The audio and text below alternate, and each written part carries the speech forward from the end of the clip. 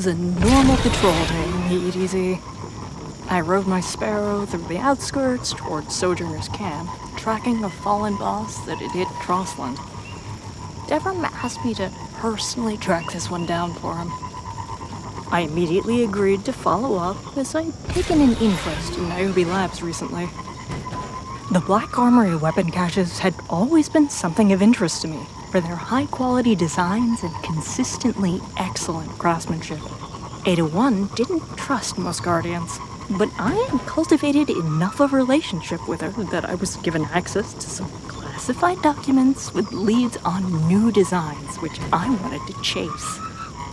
I hopped off my Sparrow just short of the open encampment because I knew the Fallen liked to ambush unaware Guardians. My radar pinged a target in the distance, so I pulled out Izanagi's burden and crouched behind a crate just to get a visual on what I might be chasing before clearing out the smaller Fallen on my way to the boss. To my surprise, the camp was quiet. I even pulled out my ghost to scan for marauders, just in case any of them were cloaked, and got nothing. So I moved up closer to the single stationary ping. My instincts told me this wasn't the boss I was hunting. Fallen chieftains tended to have dregs around them to serve as meat shields against us. I kept my ghost out and ready for anything because something didn't seem right. And that's when I saw him. I had worked my way to the left of the rickety makeshift bridge that led to Niobe Labs, and on the other side was a single cloaked figure sitting on the rocks overlooking the river. He just sat there with his knees pulled up to his chest and a hood over his head so I couldn't see the hair or any distinguishing features. At first, I figured it was another hunter, merely relaxing after a tough day. Maybe he was taking in the scenery and remembering old times. Who knows? He turned to his right, pulling his cloak back just enough that I could see his hand reaching for his belt. It was then that his hood slipped enough that I caught a glimpse of his facial features looking through my scope. I saw his purple-hued skin and immediately recognized him as a fellow Awoken. But I couldn't feel any connection with him like my other cousins. He pulled his knife from his belt and began running it along the sharp rocks to refine its blade. After a few moments, he turned toward the cliffs to his left and started climbing. And that was when his hood fell completely from his head and I caught a full look at his face. It was Uldren. I froze. My eyes went distant, and my ghost asked me what was wrong. Start recording. Link into my scope and start recording. I refocused and began tracking Uldren up the entire face of the cliff. He climbed slowly and steadily with the sure hands and feet of a hunter. He got to the top and moved up to the highest point where he triple jumped up to a tree and reached for something on it. But how? This can't be real. I cocked my 4X honed edge and sighted in again. The sound of the chamber loading with a powerful 4-round burst rang in my ears so strongly that I couldn't hear anything but my pulse quickening in my chest, my blood boiling in my head, and my teeth grinding in my mouth. It was so loud, I thought he might hear the gun loading and run away. My palms started sweating inside my gauntlets. I suddenly had more anxiety flowing through my body than any trials match I had ever been in. I started squeezing the grip of Izanagi so hard the rifle began shaking. If I didn't have good trigger discipline, the gun would have gone off. I thought this was over. I had done right by Cade. I bore the mantle of revenge for Ikora and Zavala, but mostly for myself. As much as I was probably on his fire team, he was still on my fire team. I was responsible for him, even though he was a member of the Vanguard. I had made each and every Baron pay for their part, and close that book for good. At least I thought I did. I was ready to do it all over again as I released a deep breath and tried to sight in again on Uldren.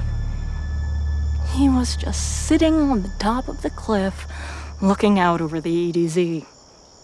I had a clear shot at his head, and if I took the shot, I could probably get to his ghost before he was rezzed. If I could just take the shot. My hand wouldn't move. My finger frozen in place. My eyes suddenly went blurry, and I slumped down against the crate. My rifle slipped off the side, landing gently in a bush next to me, still hissing with the cold power of the 4X honed edge loaded. Why couldn't I take the shot? Why did I freeze? I peeled my helmet off my head and tossed it aside, trying to catch the breath I had lost when I sighted him the first time. My chest was heaving, and I was sweating with a cold burn on my lips as my ghost came in close. Guardian, he's leaving. I looked up to see him jogging toward Niobe Labs. I scrambled for my helmet and shoved it above my head and started after him. This made no sense. How in the world did he end up here? I pulled the trigger myself. I watched his eyes go dark. As much as I hated killing a fellow Awoken, I hated losing Kay more. I was his partner. Petra and I were on his fire team. I was sure by now he had spotted me. I wasn't exactly trying to be stealthy. My noisy anxiety probably didn't help. The rocky terrain and his hunter mobility made it difficult to keep up with him. But I knew we were both headed to the same place, so it wasn't a huge priority to keep a visual on him. As we came into the dingy halls of the abandoned Niobe Labs, I stopped running and pulled out my auto rifle. Keep recording. I haven't stopped. Do you have any idea what's going on? I ignored him. Guardian. I entered the main portion of the lab that led into the Berguzia forge. The forge door was still sealed shut, but I could hear someone inputting data into a control panel. Maybe it was to open the massive steel doors to the forge. I couldn't see which one was being used. Uldren! I yelled. I saw a shadow above me move left to right. I didn't hear a weapon being armed, which surprised me, so I holstered my own. Uldren! How did you do it? How did you survive that headshot? I don't remember the name the way everyone else does. Is that how I came to be here? Came a mild voice after a short pause. Guardian, I'm sensing light here. Light that isn't mine. The Traveler is an interesting being. The voice said. I could feel it getting closer and moving behind me. It only poses questions to us, never really answering. You feel it too, don't you, cousin? I spun around as a figure stepped from the shadows behind me. It was Uldren. We stood there for a few seconds. I could see him trying to figure out why he almost recognized me. As if there was a faded echo of an old decision bouncing around his head that he couldn't quite hear. We stood there for what felt like forever, but was probably a few seconds. My mind raced in circles, yet I never felt the need to draw my weapon. I was more curious than anything else right now. I could sense him sizing me up, trying to find the threads to piece together the picture in his mind of the blurry memory that had momentarily brushed against his consciousness. It was almost like he was looking through the stained glass window of the past, trying to build a 1,000-piece puzzle with only 2 edge pieces. He turned away for a moment and then looked back at me. Who answers the questions the Traveler poses? I furrowed my brow in confusion at his query, but I decided to entertain the thought. We do. That's why the Traveler chooses us. Then his brow furrowed. But what if I don't understand the question? Who helps me understand the questions better? That was the job of the speaker. But we don't have one anymore. Not after the Red War. The Red War? His face twisted as if searching his mind for that wisp of a lost memory again. He sounded almost innocent. This made no sense to me. He was there. The Sovs watched as we Guardians lost our light and got it back. I couldn't lie to myself any longer. He was really chosen by the Traveler. My ghost finally spoke up and broke the tenuous silence. Why are you here in Niobe Labs? I need the weapons from this forge. With the forges being shut down soon, I've been collecting schematics and selling them back to Ada for supplies, armor, and other necessities. You've been back to the tower? Multiple times. Ada pays well. Even better than that rat drifter. All he wants are those stupid motes of light and dark. Little man has no idea what he's playing with. I still needed one more thing from him. Where's your ghost? He opened his hand in front of me, and his ghost appeared. We've cracked about 85% of the files here. This little light's been quite helpful. Hello. Hello. I know darkness is coming. Uldren said, putting his ghost away. But if the Vanguard feels anywhere close to what the general human population does about me, I can't show my face in the tower. Will you help me, cousin? He put his hand on my shoulder. That's when our connection clicked. I began to feel our awoken bond, reforming in a way that just intensified my inner turmoil. He killed Cade. He took the light away from a fellow Guardian. Then I killed him. It was supposed to be simple. Then the Traveler went and complicated everything. Uldren was here for a reason. Why? What am I supposed to do with him? Why does the light always feel like the overbearing parent constantly teaching you lessons you don't need or want? How am I supposed to grow my strength in the light if I'm stopping to ponder the cosmic reasons behind events in my life? I'm not a warlock. Books are something I use as a coaster for my drink. I'm a Titan. We do the heavy lifting and make fun of the hunters who have to be sneaky and stealthy in order to accomplish anything meaningful. Yet here I am, attempting to answer questions like I'm a professor in a Paracausal Philosophy 101 class. School is not in session, and I'm no teacher. I'm a soldier on the front line of a war that has yet to begin in earnest.